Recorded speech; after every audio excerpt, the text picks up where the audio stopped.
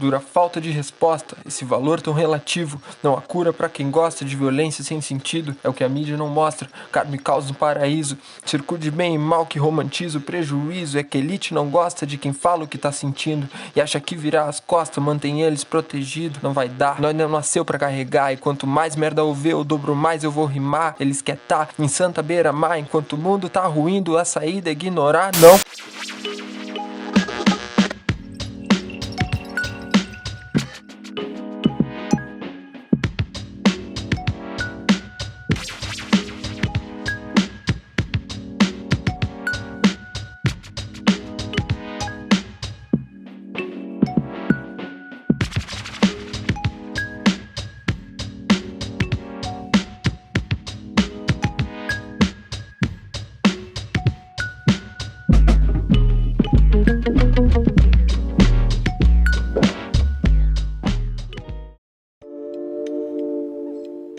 Quando surge o ambientalismo, ali na década de 70, 80, a gente vai ter três vertentes, né? Dele vão sair três vertentes que analisam os problemas ambientais e que, a partir dessa leitura da origem dos problemas ambientais, pensa as suas soluções ou pensa como tratar, né, a problemática ambiental.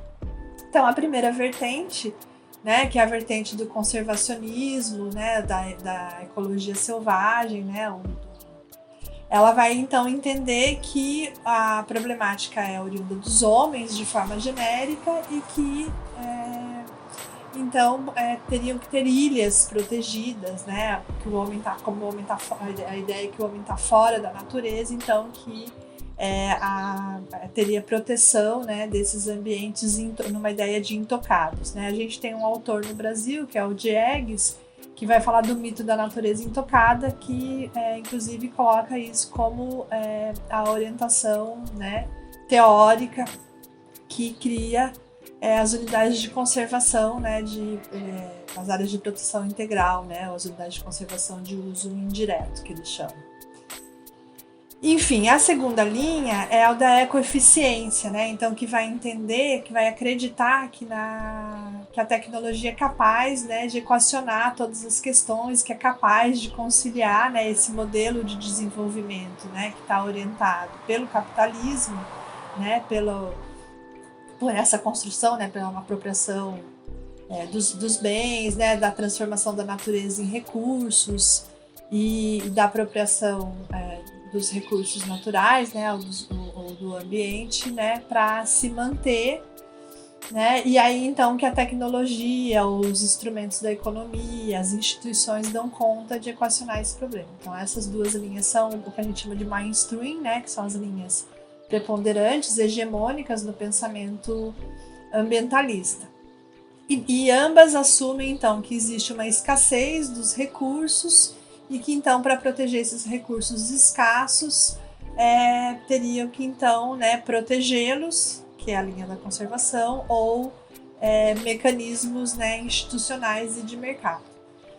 E aí essas duas linhas elas não se confrontam, né, inclusive muitas vezes elas se complementam, né? E elas também assumem, por exemplo, então que o problema é o excesso de pessoas no mundo, né? Que não existe recurso para todo mundo, então que aí estão, né? Que é muito, muito, muito colocado, né? Nos livros, né? Que a gente vê, inclusive, muitas vezes pensando isso, né? No segundo grau, tal. E aí, então, a ecologia política é a terceira vertente, né, que ela se opõe a essas duas linhas, né, por quê? Porque ela entende que a questão da escassez está dada, ela já está colocada, né, então que neste modelo de sociedade, né, que é o modelo hegemônico, né, que é a sociedade urbana industrial, né, numa lógica ocidental, né, ela, então, os recursos são escassos, então ela vai questionar a finalidade que você usa esses recursos, né? Tem até uma fala que ela vai dizer, a gente usa os minerais para fazer o arado, para produzir alimentos, ou para fazer armas e produzir guerra, né? Então, qual é a finalidade dos recursos naturais e dos recursos ambientais, né? Para que a gente está usando? A necessidade de sobrevivência nessa disputa e de enfrentamento contra a desigualdade socioambiental, contra a destruição dos recursos naturais, contra a compreensão de que existem países brancos eurocêntricos que ficam com as riquezas e países latinos, negros, indígenas que são desapropriados das suas próprias origens, dos seus próprios territórios, colocou dentro do movimento espaços que disputaram o Estado e construíram ferramentas dentro dele, né? No caso da minha pesquisa mesmo, uma das ferramentas a gente pode evidenciar no campo da gestão ambiental, o que potencializa e fortalece algumas estruturas comunitárias para que possam fazer enfrentamentos.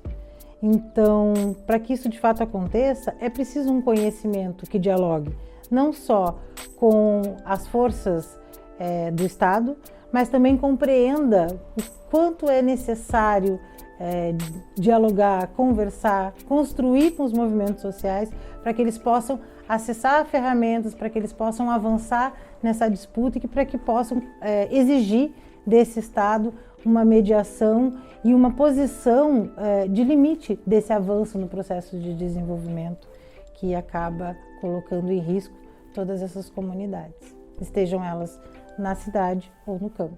Um determinado empreendimento vai ser proposto de ser instalado em determinado território, ele vai passar por esse processo de licenciamento ambiental, né, que é um instrumento da gestão estabelecido na política ambiental, né, brasileira.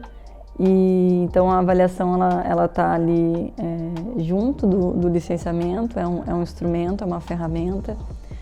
Ela vai fazer esse prognóstico dos impactos, a gente vai fazer uma caracterização do local, do território, das dinâmicas ali que acontecem e também o que isso, a partir daquele empreendimento, vai ser modificado, né? O que vai acontecer naquele território.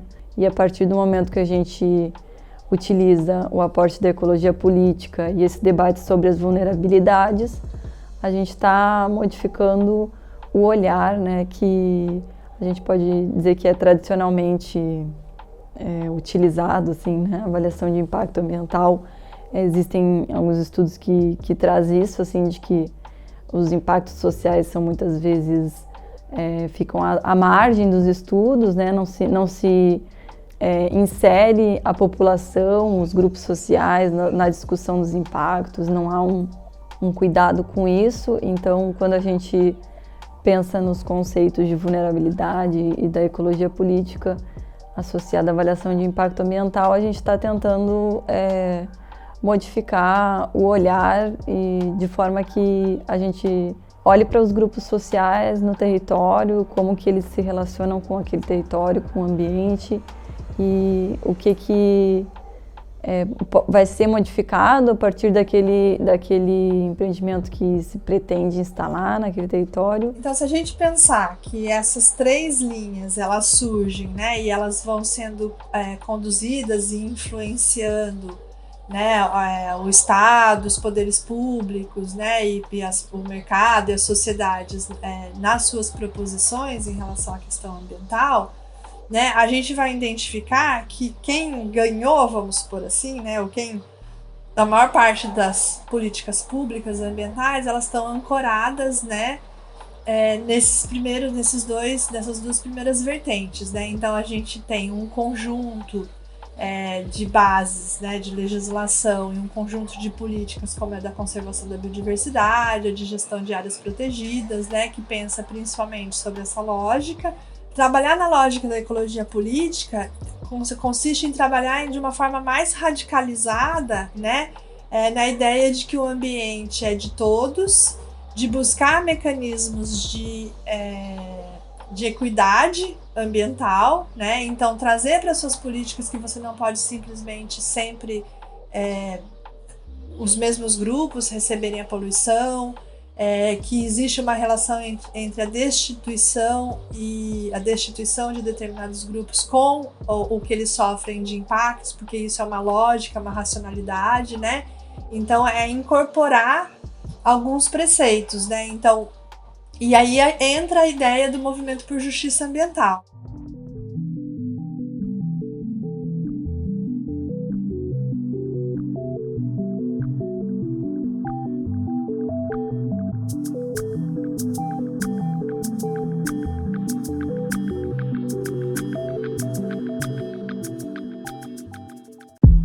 justiça é um conceito abstrato que se refere ao estado ideal de interação, né? Que pressupõe que existe um equilíbrio social, uma riqueza e oportunidade para todos, que ela seja razoável e imparcial. E o meio ambiente como um meio onde natureza, homem e todas as suas correlações são fundidas, né? Então, pensando nessa justiça, né? Desse equilíbrio, dessa imparcialidade junto com o meio ambiente, a gente leva para o contexto atual hoje e pensa: qual o contexto que a gente tem hoje na sociedade? A gente tem um contexto que, através da exploração, da manutenção de um modo de vida que está alicerçado numa história colonializada, que está ligado à questão da riqueza, da máxima produção, um pequeno grupo social impacta diretamente a uma camada de uma população muito maior e que se torna restrita ao seu meio. Ou seja, a justiça desse equilíbrio, ela não acontece mais. Isso está muito ligado às relações de classe, de gênero, poder aquisitivo, de relação com o Estado, de espaços de ocupação, de tomada de decisão. Eu vejo que o colonialismo, ele é um processo histórico, são vários processos históricos, né, sobre diferentes espaços geográficos, acabando formando colônias e metrópoles, né. Mas eu gosto de avançar nesse termo para o termo de colonialidade, que seria o legado, todo esse legado, toda essa bagagem, né, esses resultados que causaram os colonialismos, né? O colonialismo sobre o ser das pessoas, sobre o saber das pessoas e sobre o poder das pessoas. O Boaventura de Souza Santos, que traz uma pegada muito interessante, que é a linha abissal. Eu acho que pedagogicamente ela é interessante, porque ela fala sobre o seguinte: uma linha abissal que separa humanos de sub-humanos, né? Saberes de não saberes. Então é uma linha abissal que ela está tão enraizada em nós, em nossa cosmovisão, em nossa forma de entender o mundo, que a gente não se dá conta sobre ela, sobre a sua existência. E por isso que ela é tão efetiva, porque ela não é denunciada, por isso ela não é combatida. E a ciência moderna, ela consegue fazer com que ela mesma se coloque como baluarte da civilização, como o pico de uma linha evolutiva, né? Mas é a ciência moderna hegemônica, ocidental, eurocêntrica, não é qualquer ciência. Então esse tipo de ciência, ela vela, ela esconde toda a colonialidade que existe para ela ser universalista, né? Ela se aplicar a todos os contextos, subalternizando outras formas de viver e ser no mundo. O desenvolvimento tem uma questão muito interessante, que é a globalização, né? Onde ela diz que todo mundo pode, no caso deve, ser igual, e aí se formam sujeitos aceitáveis, sujeitos não aceitáveis, sujeitos tolerantes a serem aceitáveis, além de que o desenvolvimento tem uma questão muito grande com a negação dos direitos humanos, né? E os direitos humanos sobre o corpo, sobre o território, sobre os recursos.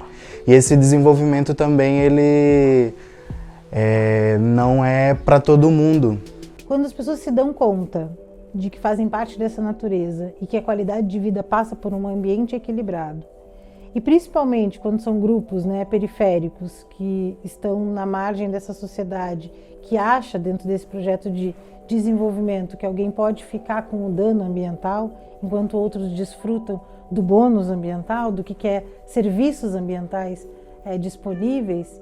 Ou, por exemplo, quando os quilombolas se dão conta que é preciso lutar por justiça ambiental, ele convoca o Estado a assumir um outro lugar, que não é o lugar apenas passivo de aceite dos interesses do plano de desenvolvimento do capital ou de apropriação dos recursos naturais, mas é um Estado que vai fazer a mediação e vai garantir que esses povos que chegaram muito antes, né, do agronegócio, muito antes da exploração de minério, muito antes do interesse do uso e da exploração do desenvolvimento do próprio petróleo, ele está ali fazendo a pesca, ele está ali produzindo alimento, ele está ali garantindo a semente crioula, ele está ali guardando conhecimentos históricos passados de geração em geração e que fazem parte da nossa diversidade e da nossa biodiversidade, né? Principalmente nos povos e nos países latinos.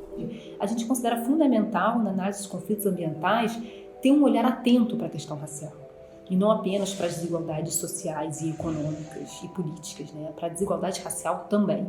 Além disso, a gente considera fundamental ter um olhar atento para a categoria de gênero, na sua articulação com a raça e com a classe, que é a abordagem da interseccionalidade, né? Que ao se inserir a categoria de gênero, a gente consegue identificar uma série de efeitos que os conflitos ambientais causam na vida das mulheres que antes estavam invisibilizados. Então, a gente acredita que trazer essa abordagem para a gestão ambiental pública, a gente pode ter muitos ganhos, né? Porque a gente consegue enxergar uma série de efeitos que antes estavam invisibilizados e ao enxergá-los, a gente pode pensar, então, em medidas de mitigação e de compensação que estejam mais voltados para esses grupos que são mais afetados pelos empreendimentos. O caso para a comunidade LGBTQI+, é ainda mais profunda essas diferenças. Esses corpos que são abjetos, essas pessoas que são abjetas, que são desnecessárias, desconsideráveis, elas migram dos lugares onde querem desenvolvimento, onde praticam a especulação imobiliária, e essas pessoas se concentram nas periferias. É lá onde elas encontram falta de direitos fundamentais, como acesso à água potável, como saneamento básico. E meio ambiente também se relaciona com outras pautas, com a questão da educação, da segurança pública, da infraestrutura urbana, de espaços verdes.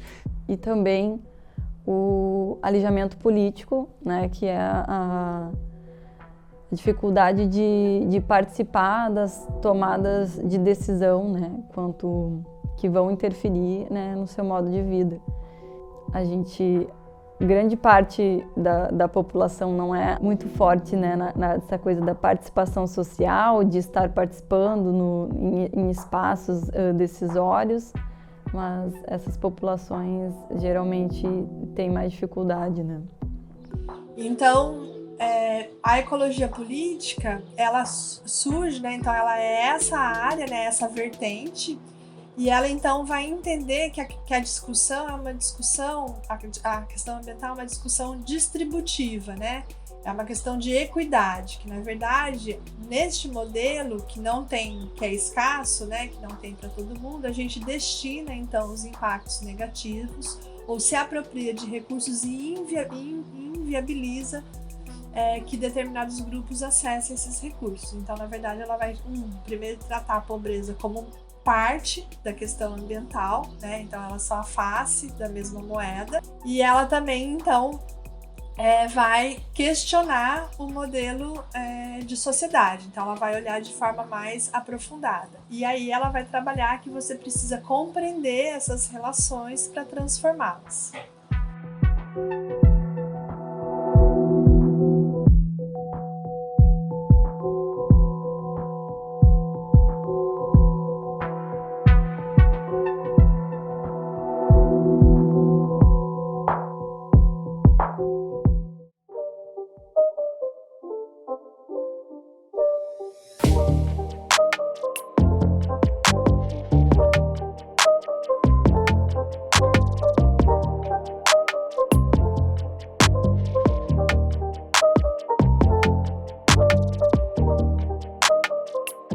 Desafios hoje que está latente na pauta do racismo ambiental é o enfrentamento da política atual, né, desse Estado. E a gente tem alguns desafios que estão no campo da flexibilização do licenciamento, que está no campo desse novo Código Florestal, que está no campo da não demarcação indígena, do desmonte de todas as políticas, né, de fortalecimento e reconhecimento da identidade e do direito desses povos tradicionais no território brasileiro. Esses são riscos de perda de toda uma história de luta que já se avançou e que, infelizmente, na atual situação, a gente está colocando isso não só em risco, como em constante desmonte, né? O Estado deveria criar condições necessárias para concretizar esses passos de controle social da gestão ambiental pública por meio da incorporação e participação de amplos setores da sociedade nos processos decisórios. Cada vez que a gente entende como normal, né, como natural, que determinado grupo seja sacrificado em prol do desenvolvimento, em prol de empregos, né, de uma ideia de empregos genérica, a gente, na verdade, está reforçando esse conceito de injustiça e de racismo ambiental. Acredito, sim, que esse viés, que essas teorias e também a prática, né, dessas teorias, que é muito também relacionada à ecologia política, que se pauta muito nos movimentos sociais, no movimento por justiça ambiental, é que a gente vai conseguir propor alternativas e novos mundos aí. Que é impossível conseguirmos uma sustentabilidade nos moldes do capitalismo, nos padrões civilizatórios atuais. Eu também gosto de mencionar aqui uma música da Caê Guajajara, que frente a esse modelo de desenvolvimento, ela diz, né, que o agro não é tech, não é pop e também mata. Veste rosa ou azul, mas as mãos estão manchadas de vermelho. Vejo meus filhos se perguntando se você os matam, se eles se matam. Se você os matam, se eles se matam. Primeiro, você não sabe, ninguém viu, mas ficou cravado na minha memória. Pega no laço e você sabe a história. Legalizam o genocídio. Chamam de pardos pra embranquecer, enfraquecer e desestruturar você. Pra não saber de onde veio. E conta a história da bisa, da sua bisa que era índia. Tu não é branco, nem preto, nem indígena. O suficiente pelos fiscais de ID. Ninguém é ilegal em terra roubada. Tô renascendo da cinza do fogo em que queimaram meus ancestrais. Ainda resistimos em tantos tons e vivências. Me diz pelo que você luta, que ar você respira, se não o meu fôlego. Que comida você come, se não a que eu dou. Abra sua mente antes da sua boca.